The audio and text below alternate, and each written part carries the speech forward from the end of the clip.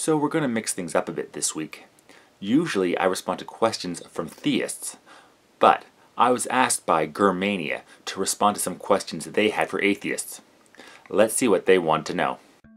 Here are 10 questions that I have for my fellow atheists. If you are a former theist, at what age did you become an atheist? Okay, so let's back up a bit. I was never really brought up in a religious household. My parents went to church in their youth, but we never really went. However, growing up, I was inundated with religious beliefs and claims. There would be cartoons about various Bible stories on TV. I would listen to the various stories on Bill Cosby records dealing with Adam and Eve or Noah. Yeah, it really hasn't. In public school, we would start the day off with a prayer and a Bible reading. So, I accepted that a God existed since everybody else seemed to accept it.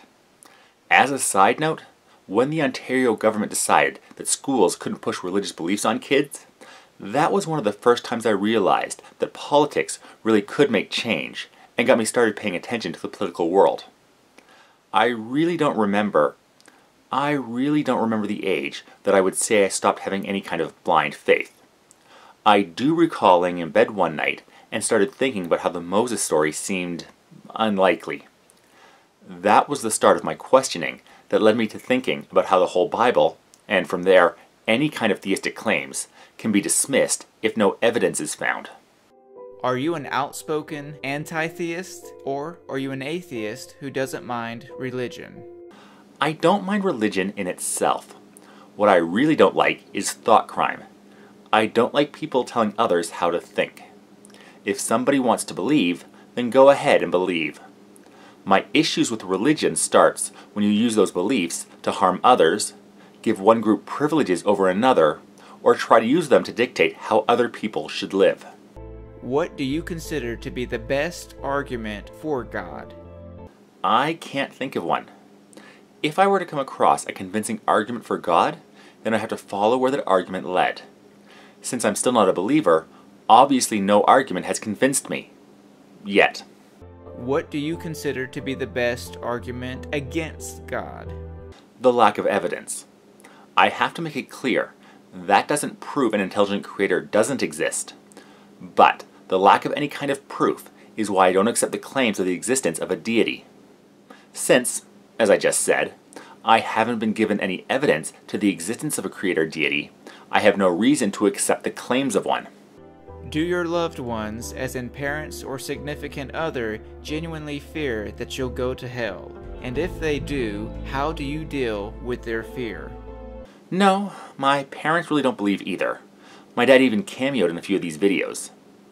And as my significant other is both my science and literary advisor for these videos, they wouldn't be nearly as good without her, she obviously knows where I stand in regards to theistic belief, and pretty much shares my views on the existence of a deity. But I've been lucky. I've heard stories from other non-believers who've had a variety of different responses from friends and family.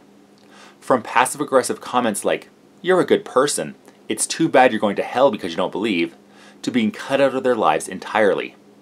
I've been in contact with atheists who feel they must keep their lack of beliefs hidden because of the fear of how their loved ones would react if they found out they didn't share said beliefs.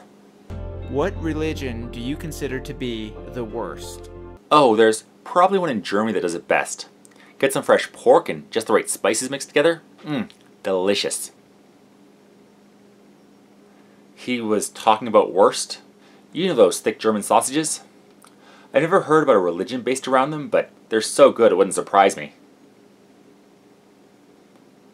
Oh. Good point. I really don't have one that I feel is the worst. So many religions have had atrocities done in their name, I couldn't pick one. Islam right now is seen as the most violent in the world. Christianity too has had a checkered past. But there are many religions in the dustbin of history around the world that have also acted out violent methods and, thankfully, did not have access to modern technology. Is there an argument that you wish fellow atheists would stop using? This isn't an argument per se, but I would prefer, unless they're replying to an explicit God claim, not to fall back onto arguing specific religions. Saying, I don't believe in any deity because what this holy book says contradicts what we see in the world, doesn't disprove the existence of any creator being, just that specific one. Let's look at the argument from evil. In a nutshell, it goes like this. God is both all-loving and all-powerful. It could, and should, prevent evil from happening in the world. Evil happens, therefore God doesn't exist.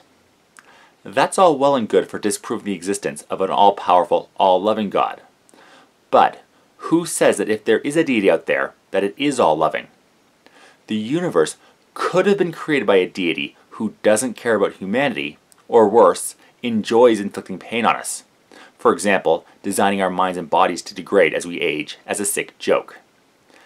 Now, I admit I've used the Bible to argue against God, but I only try to use it against claims regarding the Judeo-Christian deity.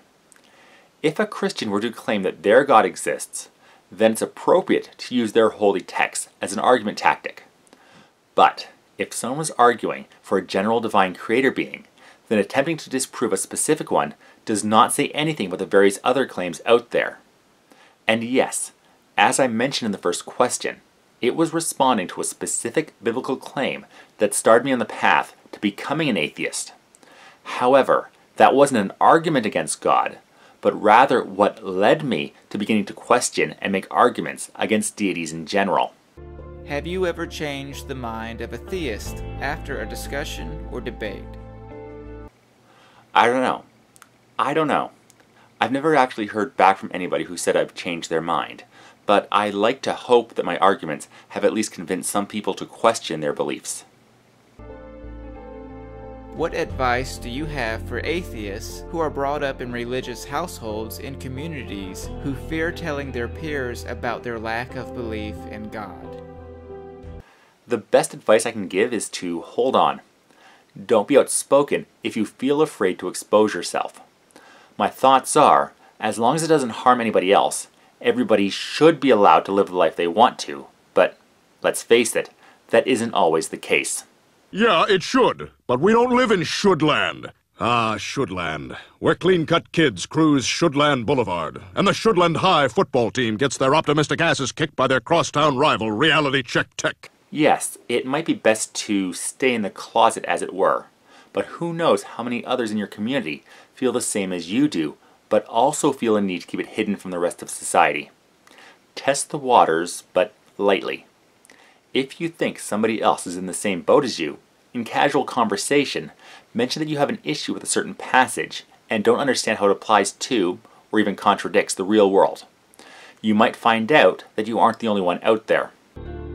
What do you think of self-proclaimed gay Christians and gay Muslims, considering that neither one of their respective holy books are fond of homosexuality? Pretty much the same as for any member of a religion that has parts they don't want to follow. They find ways to justify their actions. I can't speak for practicing Muslims who are homosexual, since I don't know any. But as for Christians, my guess is that it's the same for people who go against other things the scriptures say, justifying it as an outdated or unneeded practice while accepting other parts of the Bible. For example, a very literal reading of Leviticus tells not to practice crop rotation, commanding instead a 7th-year rest on planting in a field. Most religious crop farmers know that to avoid pathogens and parasites building up, and to increase soil fertility, crops must be rotated, which is more efficient than just not using a field for a year. And they can justify doing so by saying that just growing one crop in a field was an ancient practice that has been proven wrong. In the same way, I've heard gay Christians say they still believe in Jesus, but at the time of the Exodus, the Israelites were going through a race war and needed to enforce heteronormative behavior to encourage a larger population through breeding, as a way to justify the discrepancy between accepting their sexuality and what their holy text claims. And honestly, the acceptance of homosexuality in both Christian and Islamic circles, at least in the Western world, has been on the increase in the past decade or so, which I really do see as a good thing. So those are my responses. I hope I was coherent enough. If any of you are interested, I'm sure Mania would love to hear your responses as well. Head over to share your thoughts.